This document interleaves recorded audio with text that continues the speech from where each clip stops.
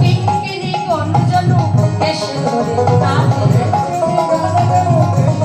টানে এসে ধরে টানে বাঁশি বাজালে বাজালে বাজালে গেলে বাজালে বাজালে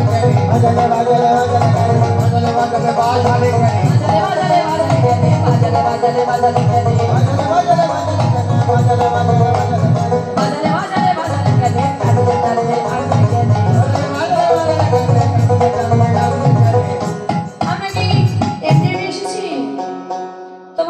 পাশাপাশি যদি না বাজাইতে আসতাম না।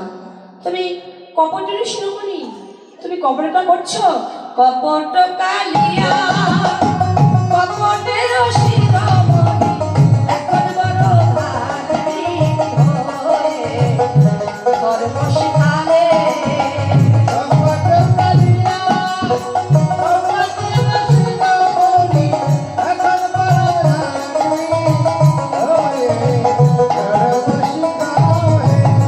শিশুকালে বোঝেছিলে পুতনা রাক্ষসীকে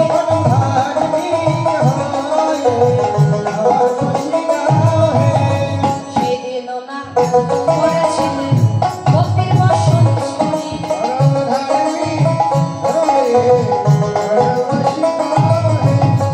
চুরি করে খেয়েছিলে সেনা স্বর্ণমণি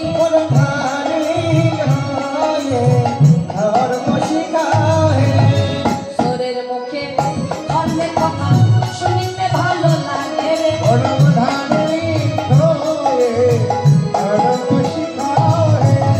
সোরের মুখে ধর্মের কথা শুনলে হাসি পাই রে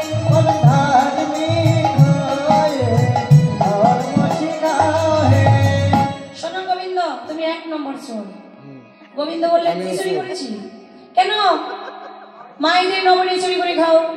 শুধু তাই না, ব্রজগোপীদের বসনা চুরি করেছো, তাও জানি। শুধু চোর না, তুমি এক নম্বর খুনি।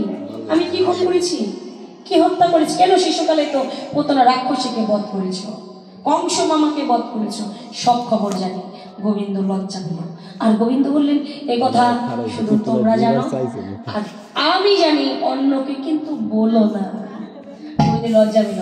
এবার তো হে শোভিত দেহ তোমার অসম্ভব, তোমার পদ ছেড়ে আমরা কাহু যাবো। তোমার চরণে যদি তুমি আশ্রয়